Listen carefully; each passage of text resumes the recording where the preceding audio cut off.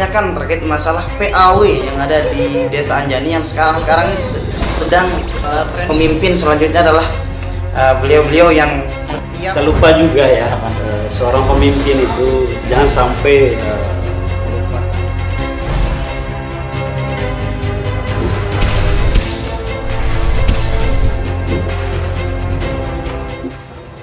Assalamualaikum warahmatullahi wabarakatuh. Kembali lagi bersama saya Agus Sapardi, host Bajaman TV di podcast Bajaman TV tentunya.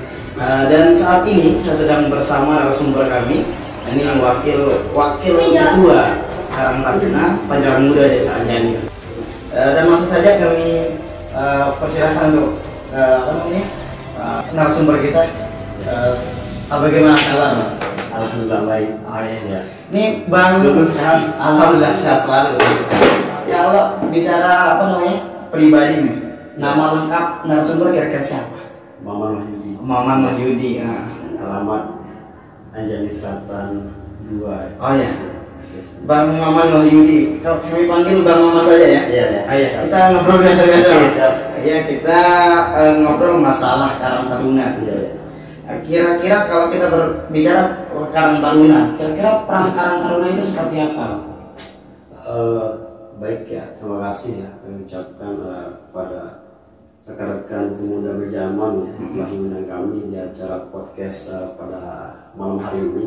Gitu. Jadi ini adalah hal yang sangat luar biasa kami rasa, dan ini merupakan momen pertama gitu ya di acara podcast berjaman. Jadi terkait dengan Karang Taruna, pada awalnya Karang Taruna ini berdiri pada tahun 1960 ya, pada tanggal 26 September ya, tahun 1960 yang bertempat di Jakarta gitu ya, di Jakarta, yang dimana Karang Taruna ini berdiri dengan dasar gitu. Latar belakang berdirinya Karang Taruna ini memiliki dasar yang pertama, pada saat itu ya terjadinya kebanyakan terjadi permasalahan sosial pada saat itu. Jadi atas dasar banyaknya terjadi permasalahan sosial di kalangan anak muda gitu, atau remaja di lingkungan tersebut. Jadi itu dasar sehingga berdirinya Karang Taruna. Jadi tujuan dari Karang Taruna yang dimana tujuannya yaitu untuk meningkatkan dan kemudian mengembangkan potensi masyarakat gitu ya, khususnya di generasi muda. Itu tujuan berdirinya Karang Taruna, dan itu sudah tercantum pada dalam pedoman tentang Karang Taruna pada nomor 77 tahun 2010 ya. Jadi di sana ada poin yang dimana Karang Taruna ini memiliki tujuan untuk meningkatkan ataupun memberdayakan potensi masyarakat, khususnya di kalangan generasi muda. Nah, kita kembali merujuk ke Karang Taruna yang ada di desa kita di Pancaran Muda. Pancaran Muda ini berasal dari kata apa kira-kira, maksudnya filosofi kenapa dikatakan Pancaran Muda gitu? Ya. Ini kan sebuah wadah ya. Jadi sekarang Karang Taruna ini merupakan generasi muda Taruna ini. Itu filosofi dari Karang Taruna. Di sebuah wadah ataupun tempat berkumpulnya generasi muda gitu, yang ada di lingkup desa gitu. Itu sih salah satu poinnya filosofi yang di Karang Taruna ini sendiri. Kalau maksud dari Pancaran Muda itu? Ya, setahu saya sih Pancaran Muda ini identik dengan nama Karang Taruna Desa Anjani. Beda lagi di Karang Taruna desa-desa yang lain. Jadi Pancaran Muda ini yang dimana dulu Desa Anjani kita pada saat itu memiliki 5 dusun pada saat, sehingga diberikan nama pancaran muda, panca, jadi pancaran muda ya biasanya 5 pemudaan ya 5 dusun. Jadi Karang Taruna itu masuk setiap pemuda yang ada di 5 dusun ini. Jadi diambil dari bahasa Sanskerta yang panca gitu ya. Dan juga kalau kita berbicara masalah Karang Taruna, kira-kira program dari Karang Taruna untuk saat ini seperti apa? Tadi program Karang Taruna yang dimana pertama terkait dengan bidang pendidikan dan pelatihan.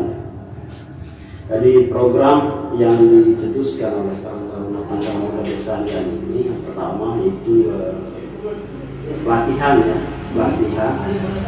terkait dengan peningkatan kapasitas itu pelatihan komputer. Jadi pelatihan komputer itu yang dimana ada 2 sisi gitu. Yang pertama pelatihan komputer pada bidang perkantoran gitu. Yang kedua pelatihan komputer pada bidang mendesain, desain grafis gitu. Itu yang pertama. Kemudian ada kursus juga kursus bahasa Inggris gitu. Jadi itu program di bidang pendidikan dan pelatihan Karang Taruna Pancamuda ini. Yang kemudian di bidang lingkungan dan pariwisata, di mana pengurusan ya ataupun koordinator di bidang lingkungan dan pariwisata ini mengajak semua anggota Karang Taruna khususnya semua pengurus gitu, untuk menanam dan merawat begitu beberapa bunga pucuk merah yang ada di akses masuk kolam wisata sampai dengan mendekati lokasi kolam wisata itu. Di sana kita melakukan gerakan penanaman 100 bunga pucuk merah, kira-kira seperti itu. Kemudian itu tidak hanya menanam saja, namun kita alhamdulillah kita selalu diinformasikan gitu oleh penanggung jawab di bidang lingkungan ini. Jadi kita setiap hari minggu pagi kita dikerahkan untuk merawat gitu. Kita merawat sekaligus kita menyirami gitu. Sekaligus membersihkan juga. Iya, membersihkan lingkungan di sekitar bunga yang tetap kita bangun itu sih program di bidang lingkungan desa. Kemudian di bidang penguatan kelembagaan di penguatan kelembagaan programnya itu Karang Taruna Bersilaturahmi. Karang Taruna Bersilaturahmi yang dimana Karang Taruna turun setiap dusun gitu ya, setiap kampung, setiap dusun untuk menjalin silaturahmi ya. Tidak hanya silaturahmi saja, namun ada sesi-sesi ya, diskusi gitu, dialog juga gitu ya. Itu bagaimana kemudian kita Karang Taruna turun ke setiap masing-masing dusun untuk memberikan pembinaan pengarahan, saran, masukan dan lain sebagainya pada pendidikan dusun ini. Bagaimana kemudian pemuda di masing-masing dusun ini bisa tetap semangat gitu. Jangan sampai pemuda dusun ini lemah. Jadi ini merupakan power kita di Karang Taruna. Pemuda dusun ini merupakan power, kekuatan kita dalam melakukan pembangunan. Dan termasuk podcast ini juga bagian dari program Karang Taruna juga, bisa kita bilang begitu Bang ya? Iya. Penguatan kelembagaan. Jadi Karang Taruna ini pemuda yang berumur 17 tahun sampai dengan 45 itu termasuk Karang Taruna. Jadi itu termasuk Karang Taruna. Itu sih tujuan dari teman-teman Karang Taruna ke masing-masing dusun, bagaimana kemudian memberikan pembinaan, kemudian memberikan masukan, solusi, saran dan sebagainya. Kemudian kita juga menerima gitu ya, menerima masukan dari pemuda dusun. Nah, kira-kira apa yang perlu kita benahi? Mungkin ada masukan, saran, kritikan dan sebagainya. Itu perlu kita tampung dan perlu kita terima gitu kan dalam proses memajukan suatu organisasi.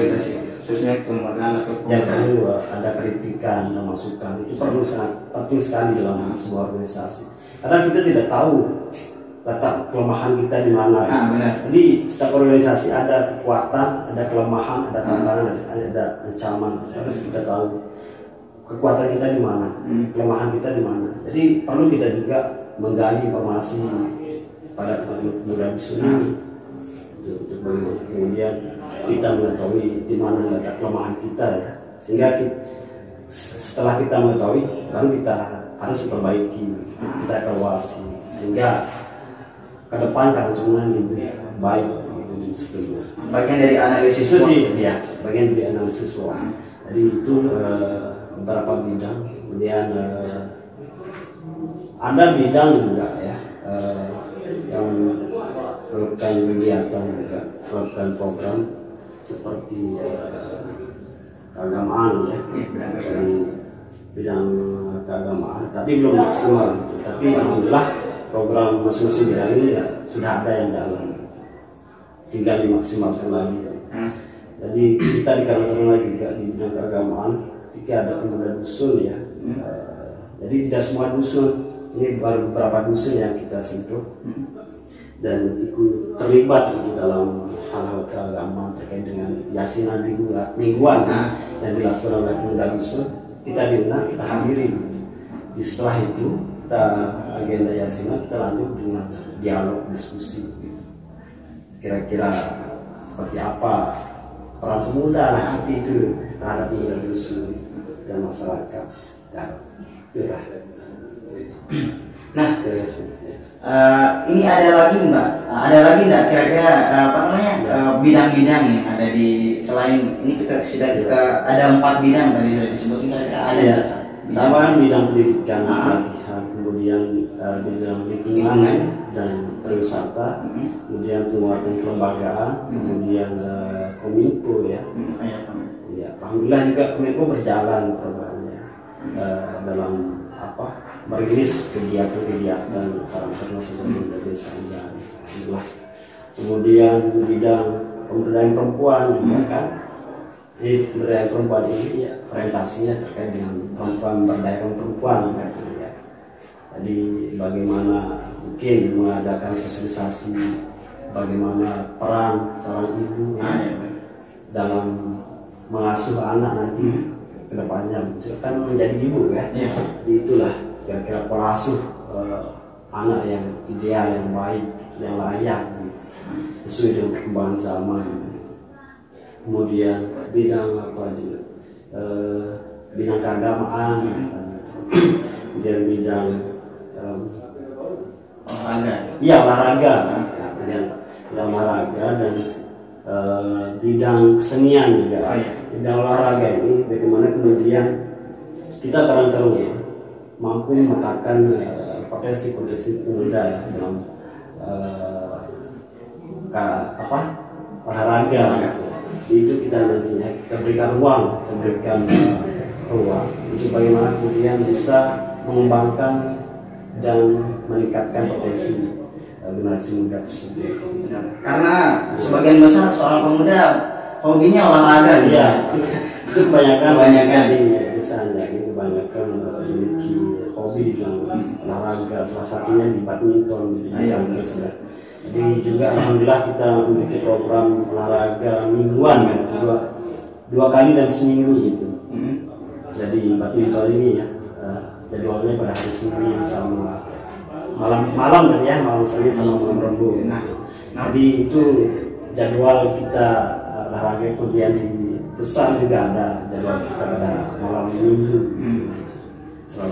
Nah, barangkali nanti teman-teman yang netizen kami yang khususnya pemuda, kalau mau ikut andil dalam kegiatan badminton atau mungkin futsal atau mungkin hal yang lain dalam berkaitan dengan bidang-bidang yang sudah disebutkan tadi, Anda apa langsung saja nanti ikut andil dalam setiap kegiatan yang ada di Karang Taruna.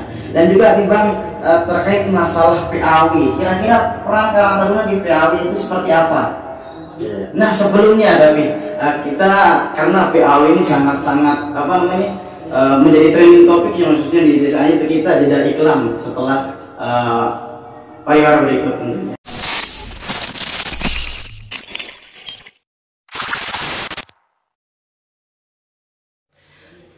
Ayo kembali lagi bersama saya Agus Saparadi, host podcast Bajaman TV tentunya.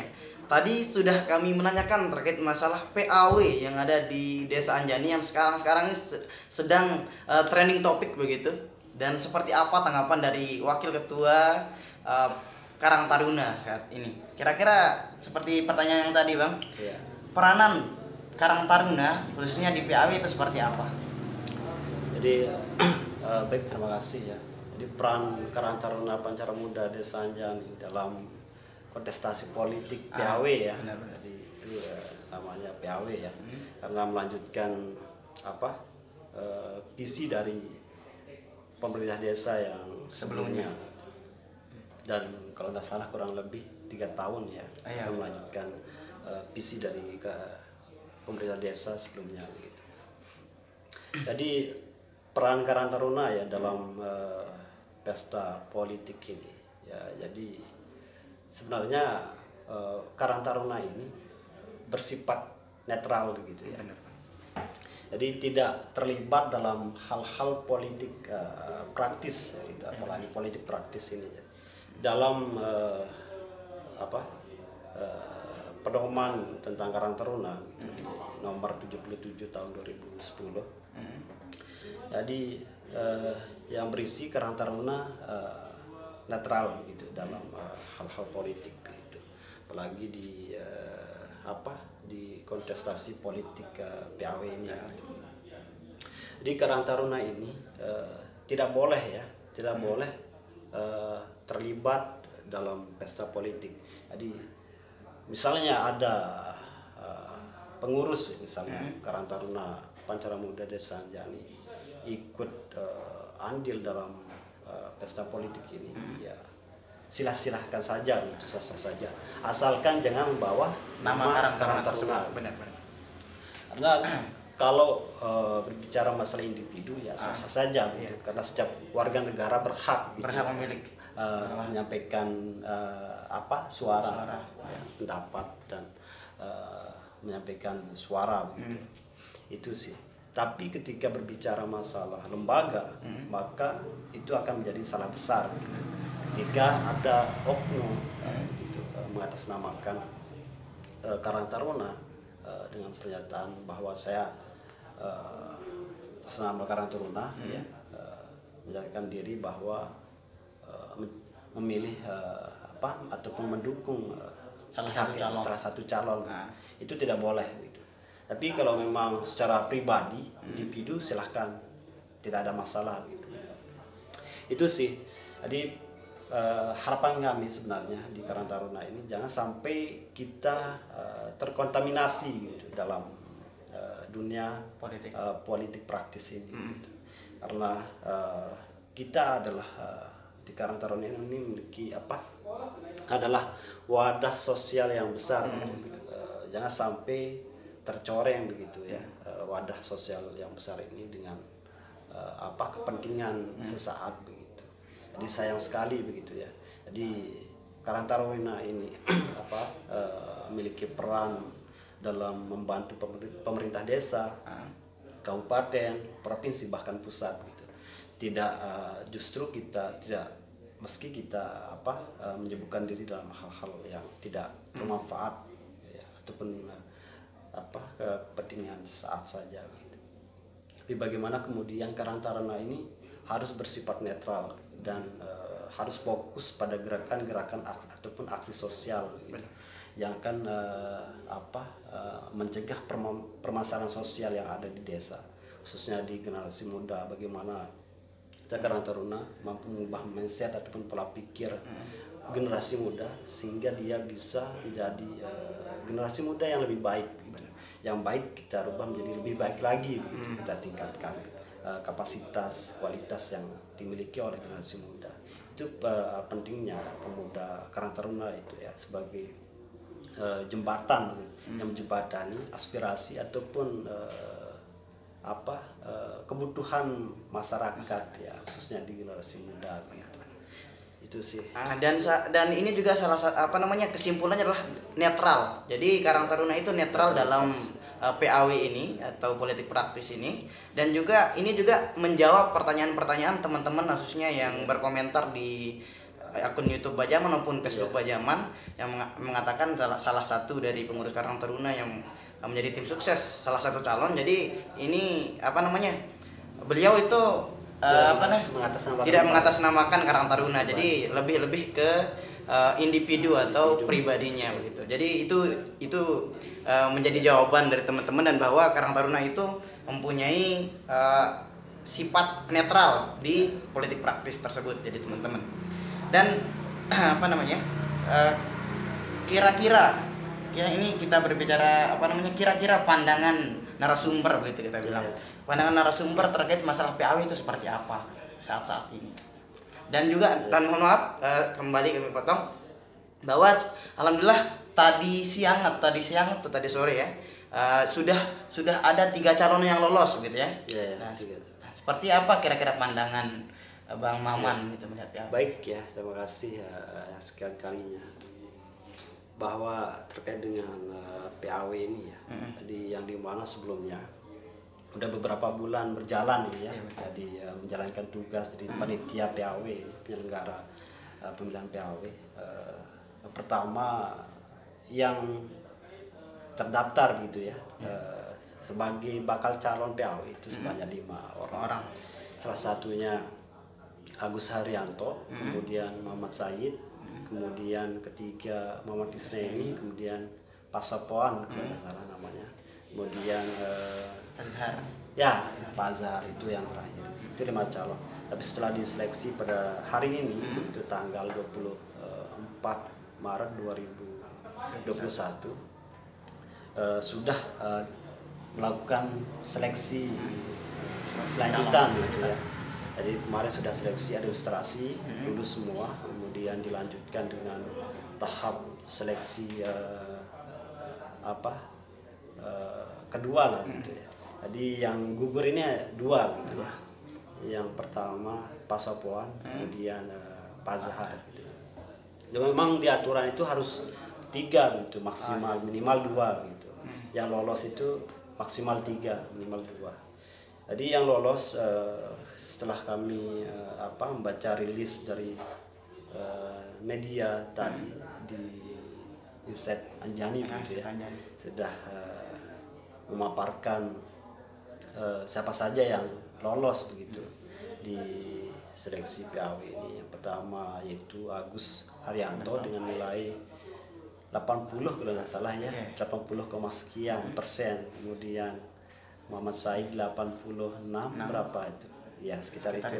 Jadi Muhammad Isnaini 80 juga, agak sama dengan Agus Haryanto. Nilai yang tertinggi atau ranking pertama yaitu Muhammad Said, dan kemudian kedua Muhammad Isnaini, ketiga Agus Haryanto begitu. Di pandangan kami terkait dengan 3 PAW ini ya, saya rasa 3 masing-masing calon ini ya, ini merupakan calon pemimpin yang baik lah gitu ya. Jadi saya rasa 3 calon kandidat PAW ini saya rasa baik ya. Jadi sudah memiliki jiwa kepemimpinan, sudah terbiasa gitu di lembaga gitu. Karena 3 calon ini sudah mengabdikan diri di desa gitu. Sudah menjadi ketua Karang Taruna salah satu calon, kemudian calon yang 1 sudah menjadi sekdes, kemudian 3 sudah menjadi kades begitu ya. Sudah memiliki pengalaman masing-masing. Jadi tinggal bagaimana kemudian pengalaman yang terdahulu itu tinggal ditingkatkan dan dikembangkan untuk lebih baik lagi.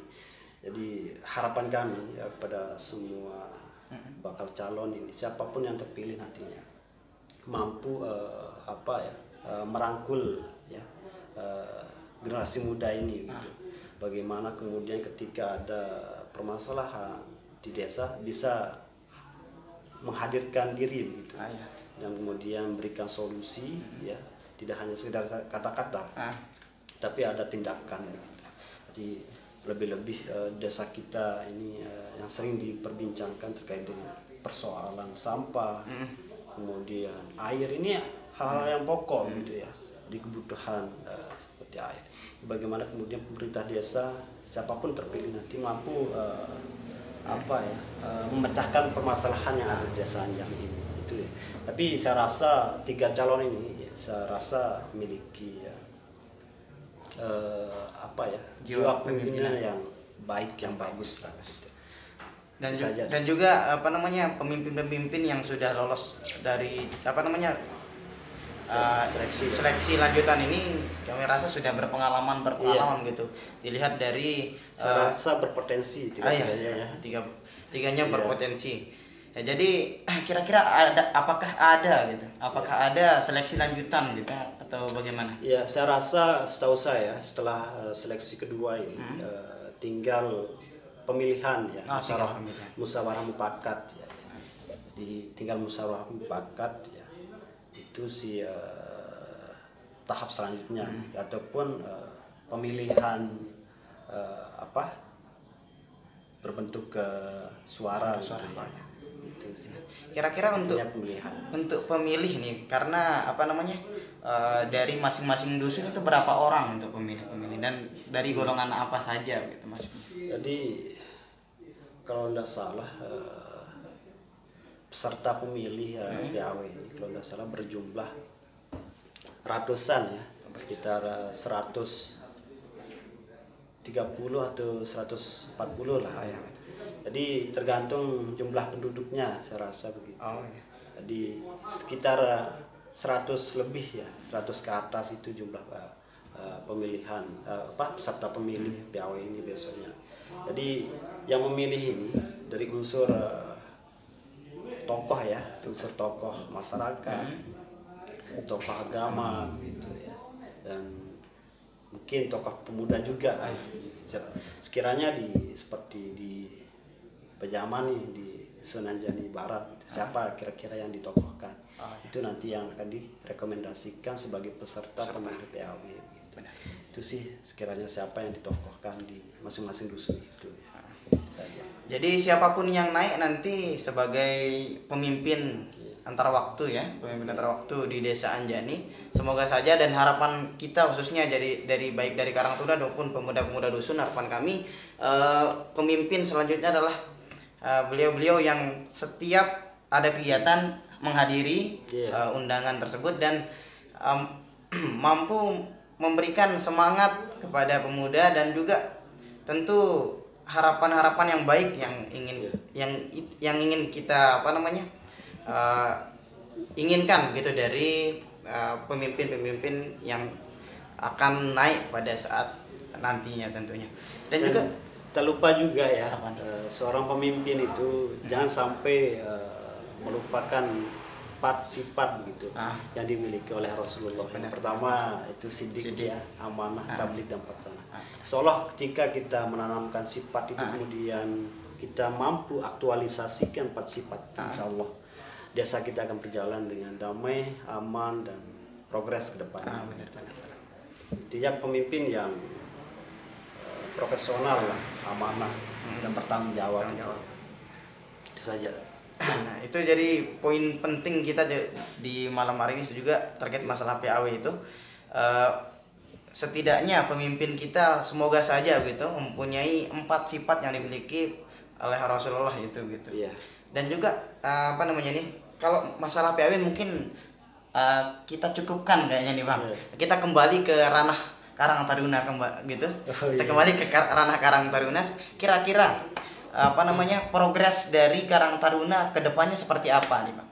Terlebih-lebih kan banyak yang ini semakin marak COVID-19, kira-kira seperti apa gitu. Ya, baik ya. Jadi progres Karang Taruna ke depan gitu ya. Jadi tentu kita semua di Karang Taruna memiliki harapan seperti itu ya. Bagaimana kemudian Karang Taruna itu lebih baik ke depan gitu. Tentu dengan didasari dengan kerjasama yang baik, koordinasi, komunikasi yang baik ya. Tanpa ada koordinasi, komunikasi dan kerjasama yang baik, maka suatu organisasi itu tidak akan maju dan berkembang. Jadi progres kita ke depan itu Karang Taruna ini bagaimana kemudian memanfaatkan ya teknologi dengan baik. Kita perankan dengan maksimal gitu. Seperti apa ya, kita melakukan ruang-ruang diskusi ya gitu. Ruang-ruang diskusi mungkin melalui Zoom meeting lah gitu ya. Karena kita dibatasi gitu berkumpulnya. Benar. Tapi alhamdulillah sekarang ini sudah agak berkurang gitu. Agak berkurang ya. Bukan berkurang sih, tapi di istilahnya diperbolehkan lah untuk bisa berkumpul, tapi asalkan tetap distancing gitu ya. Jadi harus melakukan 3M, ya, cuci tangan, menjaga jarak dan menggunakan masker. Itu salah satu yang dilakukan. Jadi itu salah satunya. Kemudian kita juga berharap bersama teman-teman Karang Taruna ke depan kita memiliki wadah begitu ya, ataupun sarana seperti Bajaman ini begitu ya. Jadi ini hal yang luar biasa saya rasa podcast ini. Dan itu seharusnya Karang Taruna layak ataupun pantas harus memiliki podcast gitu, ruang-ruang transaksi intelektual lah istilahnya ya. Jadi itu perlu ada ruang seperti itu ya untuk menyalurkan informasi ya, supaya eksistensi Karang Taruna ataupun pemuda desa Anjan itu bisa terpublis gitu ke masyarakat luas gitu. Jadi percuma kita melakukan gerakan sosial ataupun kegiatan lainnya tanpa kita publis gitu kan. Jadi perlu juga kita mempublis kegiatan kita supaya pemuda-pemuda dusun ataupun desa-desa yang ada di wilayah desa lain itu termotivasi dengan aksi ataupun gerakan-gerakan pemuda ataupun pemuda dusun yang ada di desa Anjan. Benar. Jadi titik poin di setiap organisasi begitu adalah Kominfo kayaknya nih Bang ya. Iya, Kominfo. Titik poin dari setiap organisasi adalah Kominfo. Jadi ketika Kominfonya baik, Kominfonya aktif, jadi kegiatan terlihat juga kegiatan-kegiatan dari organisasi atau kelembagaan itu aktif gitu jadi. Dan kira-kira setiap lembaga itu harus ada Kominfo ya. Iya, benar. Lebih-lebih di pemerintah desa ya, harus ada media pemerintah desa gitu untuk mempublis kegiatan-kegiatan pemerintah desa. Kemudian ketika ada kegiatan ataupun sejenis bantuan misalnya bisa menghimbaukan atau menginformasikan masyarakat jauh sebelumnya gitu, sehingga masyarakat setempat tidak ketinggalan informasi. Benar. Nah, itu jadi PR ketika hari hanya. Ya. Nah, itu jadi PR desa juga, kembali kami katakan PR desa adalah itu penting. Kominfo atau jenisnya bentuk media informasi dari desa yang dimiliki oleh desa untuk masyarakat tentunya. Dan kira-kira untuk sebelum kita closing system ini ada pertanyaan dari kami ya. Kira-kira harapan Karang Taruna untuk Baja Aman kira-kira seperti apa nih Bang? Iya, harapan Karang Taruna untuk Baja Aman sekiranya Baja Aman terus berkiprah dalam menebar kebaikan dan kebermanfaat untuk kemaslahatan masyarakat banyak gitu ya. Saya rasa pemuda Baja Aman saat ini dalam proses pengembangan gitu ya. Jadi sangat luar biasa kiprah Baja Aman ini sebagai panutan lah dengan pemuda dusun yang lain.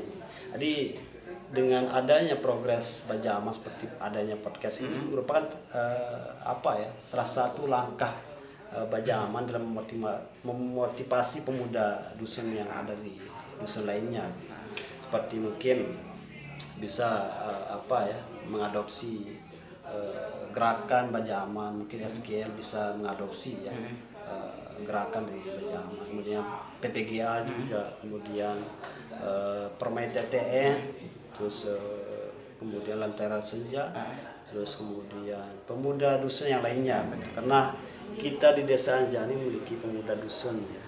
Jadi sudah ada, alhamdulillah dengan adanya Karang Taruna kita bisa mendeklarasikan pemuda setiap dusun. Jadi langkah awal kita dulu waktu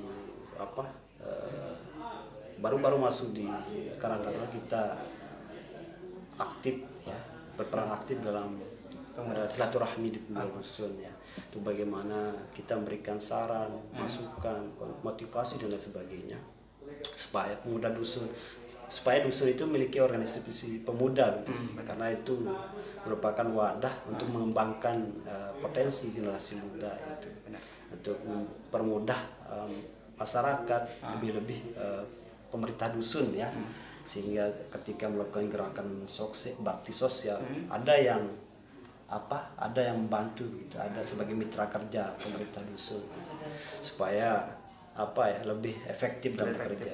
Jadi di dalam manajemen organisasi itu ada planning dan ada organizing ya. Jadi yang dimana planning ini ada proses perencanaan, kemudian organizing ya, kemudian dengan pengumpulan SDM yang ada ya, dikumpulkan kemudian untuk bekerja supaya hal yang berat itu mudah diselesaikan dengan didasarkan dengan gerakan dan partisipasi kita bersama. Itu salah satu manajemen dari organisasi. Itu bentuk harapan dari Karang Taruna ya, untuk terlebih khusus kepada pemuda Baja Aman. Semoga kiprah Baja Aman ini semakin naik, tapi jangan terlalu berbangga dulu lah ya. Kayak gue bilang gitu kepada teman-teman Baja Aman. Baja Aman tetap terus semangat ya, karena seperti kata salah satu Bung Karno begitu ya, pemuda itu tidak memiliki semangat yang tidak memiliki semangat yang tidak pernah redup. Benar. Itu salah satu poin yang saya ketahui. Kemudian pemuda itu melambangkan keberanian yang tidak pernah luntur begitu. Dan generasi pemuda itu melambangkan kekuatan yang tidak pernah luntur begitu. Itu kira-kira pemuda ya, sifat dan yang dimiliki oleh pemuda gitu. Itu sih kira-kira seperti itu ya. Nah, dari perkataan Bung Karno juga kita dapat mengambil ibrah bahwa ketika pemuda aktif di setiap dusun itu, maka insya Allah dusun itu akan aktif juga. Dan ketika semangat pemuda itu luntur, maka kiprah atau semangat dari pemerintah yang ada di dusun terlebih-lebih akan redup juga gitu, akan luntur juga gitu. Dan ini untuk sebelum kita tutup, kira-kira closing statement narasumber atau Bang Maman seperti apa nih? Closing statementnya. Tadi saya akan closing statement terkait dengan pemuda ya. Jadi pemuda ini adalah penentu ya, penentu majunya suatu bangsa ataupun desa. Jadi ketika pemuda saat ini produktif ataupun berkualitas gitu dalam segala aspek begitu, tentu bangsa kita ataupun lebih desa kita ke depan akan lebih baik begitu. Itu sih jadi pemuda ini merupakan tolak ukur begitu ya, majunya suatu bangsa. Jadi ya tinggal bagaimana kemudian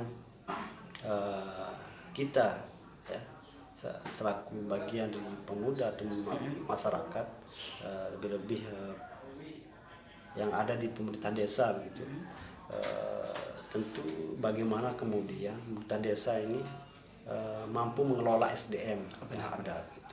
Jadi jangan sampai anggaran pemerintah desa itu berorientasi pada pembangunan fisik saja, tapi harus diprioritaskan dalam pembangunan SDM. Jadi itu yang harus diprioritaskan. Jadi anggaran desa itu orientasinya untuk pemberdayaan masyarakat, kemudian pemberdayaan infrastruktur, pembangunan infrastruktur. itu sih harus mampu mengelola SDM ini, sehingga SDM yang ada di desa Anjani ini ke depan bisa lebih baik. Itu saja sih. Closing statement. Nah, itu bentuk dari closing statement yang disampaikan oleh narasumber pada malam hari ini, dan sangat luar biasa sekali. Dan apa nih ya, sebelum kita tutup, bahwa terkait masalah pendanaan yang ada di desa itu perlu dikejar oleh pemuda dusun terlebih-lebih gitu ya, seperti apa yang dikatakan tadi, karena bentuk dari bentuk dari setiap kalau saja pemuda dusunnya bisa mengambil, maksudnya menarik ini untuk terkait masalah pendanaan desa, insya Allah setiap pemuda dusun akan mudah begitu juga, dan juga